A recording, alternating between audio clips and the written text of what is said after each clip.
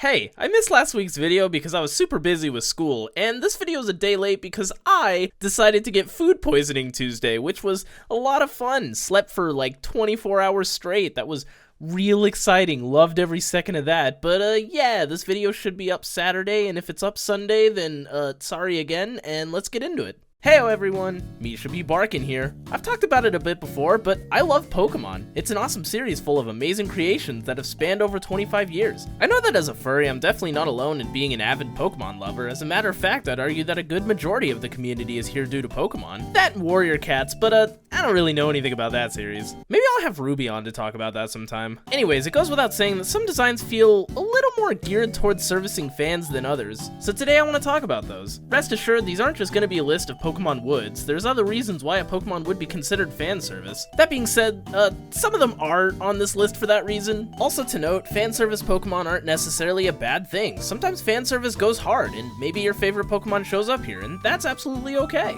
Also, this is my opinion at the end of the day, so if you disagree, cool. Please be nice about it in the comments below. Anyways, without further ado, let's dive on in. I don't know if this really counts as fan service since it was first gen, but hey, it's a giant fluffy puppy, so how could you not love him? He's also super popular in the furry community, with many furs making suits of this Pokemon. They also came out with a full-size Arcanine plushie, which I know at least one of you watching owns. You don't gotta fess up in the comments, just know I see you. Midday form and dusk forms are kinda in the same vein as Arcanine, with them being rock puppies, but Midnight Lycanroc is much more popular. I think it's hilarious what Game Freak did with Midnight form because they quite literally made the most furry bait mon imaginable. I mean, he's a werewolf with red eyes, big claws, and then went and made him 3 foot tall. I mean, Larvesta is the same size, dude. But a lot of people, myself included, have headcanon that Midnight Lycanroc is a lot taller than that for, holy reasons, of course. Now I have other more specific regional forms later on in this list, however I also want to talk about this in general. Regional variants started in Alola, with popular mons such as Rattata, Vulpix, and Ninetales, and Sandshrew and Sandslash getting brand new regional variants. And while the reasonings for these forms are cool, as Pix and Shrew had to adapt to the cold due to living on a mountain, and Rattata just wanted a cool mustache, I guess, I'd argue that this was done as our first dose of a nostalgia bait from the fellas over at Game Freak. This was around the time Pokemon switched over to 3D, and while it was still decently received, this was also around the time that opinions of Pokemon were starting to decline. Now personally, I thought these games were alright, but hey, nobody hates Pokemon more than Pokemon fans, am I right? Also, all of these Alolan forms were Cantonian, which Game Freak loves to milk the ever-loving out of, considering we've had Kanto appear in 14 games. Sylveon is very cute. Sylveon says trans rights. Sylveon also helped with promoting the new fairy type, which was introduced in the 6th generation and was received? I don't remember if Sylveon was positively or negatively received, so if anyone who does remember can tell me in the comments, feel free to do so. Hi, I'm cutting in to say I remember that Sylveon was very positively received even before we knew its typing. People just really love the EV evolutions in general, and they really loved that we didn't know what Sylveon's typing was at first. Back in the day, this was a very clear sign that we were going to get a new type, because anytime they would introduce a new type, they would always introduce a new EV evolution to go alongside it. That led a lot of people to theorize what type it actually could have been, and then Fairy became a new type, and people loved the Fairy typing because it was a hard counter to Dragon-type Pokemon. And during Gen 5, Dragon-type Pokemon didn't really have a good counter outside of another Dragon-type Pokemon, so the Fairy typing was a very welcome addition to the game, and a lot of people liked that this was a thing. But yeah, introducing an adorable evolution to one of the most popular evolution groups in all of Pokemon is a no-brainer to get people to like your shiny new type. Let me just say, I feel so sorry for anyone who likes Gardevoir for normal reasons. But yeah, Gardevoir is a very popular Pokemon for a lot of people for a lot of reasons. Personally, I was never really a big fan of Gardevoir, even less so due to it seemingly having a meta-relevant deck in every damn generation. Like, come on, print these attacks on different cards, I beg you. You have 130 other Psychic Pokemon, Game Freak, use them. Yeah, I don't really need to say much on this one. Odds are you know exactly why Guardy's on this list, so let's move on, shall we?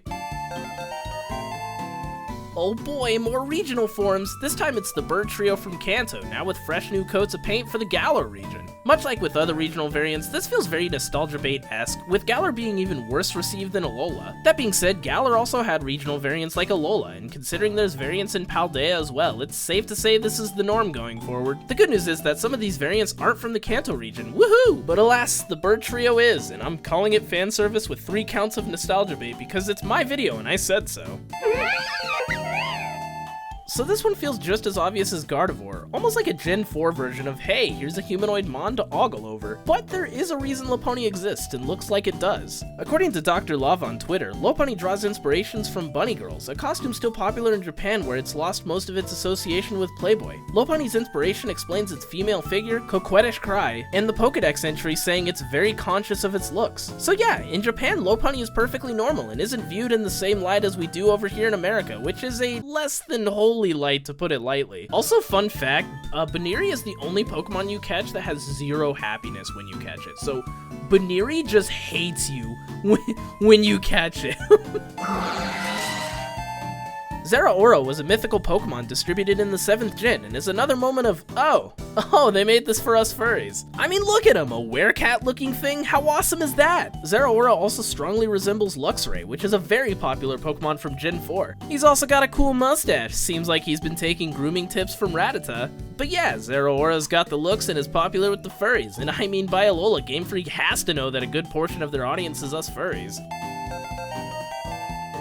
The bird trio weren't the only new Pokemon introduced, with the Regis getting 2 new Pokemon. Regieleki and Regidraco are electric and dragon types respectively, and were the newest members of the Regi family, starting in Hoenn with Regice, Regirock, and Registeel, and continuing in Sinnoh with Regigigas. Now, I didn't play the Galar DLCs, but this kind of feels like another case of, hey, we know you love these old Pokemon, so here's more Pokemon that are vaguely like those older Pokemon you loved. Please buy our DLCs. That's not to say they aren't cool. Regieleki's kind of a lamer in my opinion, but Regidraco's pretty alright. Regirock will always be a fan favorite in our hearts though. You can introduce a million Regis and none will come close to the GOAT that is Regirock.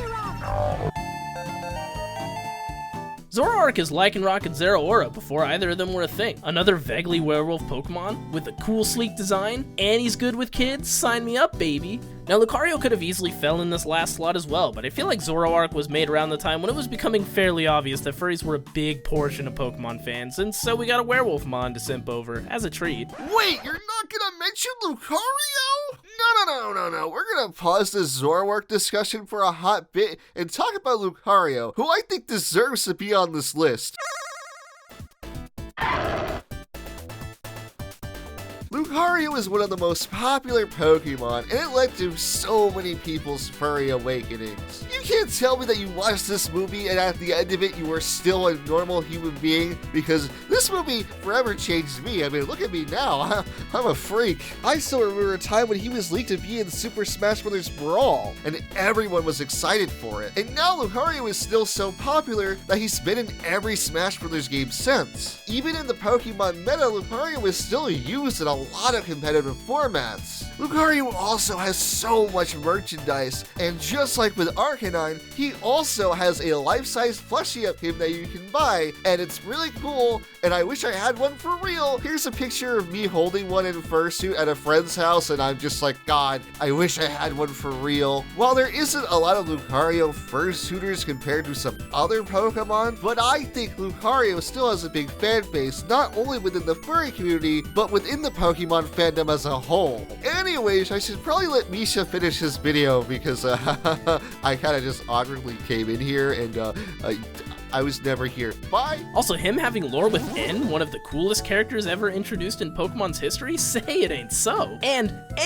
Zoroark is 5'3", which is admittedly still short for a werewolf dude, but is a lot better than our short king Lycanroc. So, we're to the end of the video. I hope you enjoyed this silly little video I've had rolling around the old ideas box for a while now. Gavin, my editor, has a mighty Anasona, so I figured now was as good of a time as any to make this into a video. Let me know if you have any other fan service Pokemon, and remember this video is all in good fun. So, with that out of the way, like and subscribe, and I'll see you in the next video.